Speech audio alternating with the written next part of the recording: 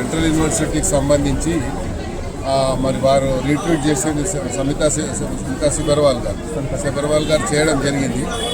ఆమె అందుకే చెప్పింది క్లియర్గా. ఏం చెప్పిందంటే, నేను పంపించే రీట్వీట్ చేసింది అక్కడ ఉన్నటువంటి ప్రాక్టికల్గా వాస్తవంగా ఉన్నదాన్ని చేశానని చెప్పారు. కాకపోతే నోటీసు మాకే ఒక్కరు ఇచ్చారు కాబట్టి ఒక సీనియర్ ఐఏఎస్ ఆఫీసరు, అదేవిధంగా చీఫ్ సెక్రటరీ గారిని మీరు చూసారు, మన సుప్రీంకోర్టు కూడా జైలుకు పోతారా అన్నారు. మరి శాంతకుమారి గారు సీనియర్ ఐఏఎస్ ఆఫీసర్, ఆమె టోటల్ క్యారియర్లో ఎక్కడ కూడా ఆమెకు చెడ్డ పేరు లేదు. కానీ మన సుప్రీంకోర్టు కామెంట్ వల్ల ఆమె ఎంతో హ్యూమిలేషన్కి గురైందని మనం అర్థం చేసుకోవచ్చు. ఎందుకంటే ఒక మంచి హానెస్ట్ ఆఫీసర్కి ఇలాంటి చివాట్లు రావడం అనేది బాధాకరంగా, మాకు కూడా బాధాకరంగా ఉంది. ఎందుకంటే ఆమె పూర్తి క్యారియర్లో ఎక్కడ కూడా ఆమెకు ఒక చిన్న మచ్చ కూడా లేకుండా ఆమె పనిచేసుకుంటూ వచ్చేది. అదేవిధంగా సబర్వాల్ గారు కూడా చాలా హానెస్ట్ ఆఫీసర్, ఆమె కూడా స్మితా సబర్వాల్ కూడా.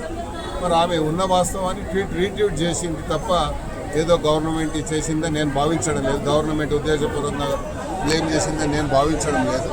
ఎందుకంటే గచ్చిబౌలి ఏదైతే ఇష్యూ ఉందో అక్కడ డీప్ ఫారెస్ట్ ఉంది అని చెప్పి రకరకాలుగా వచ్చింది. కాబట్టి మరి దాని విషయంలో ప్రభుత్వం మళ్ళీ పునరాలోచన ఉంది అనేది మనం చూస్తూ ఉన్నాం.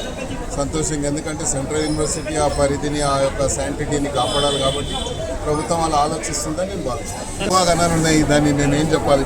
అసలు ఆ సభ పైన మీ ఉద్దేశం ఏంటి? అసలు భారీ సక్సెస్ అట, అది ఉప ఎన్నికలు కూడా వస్తాయంటారు.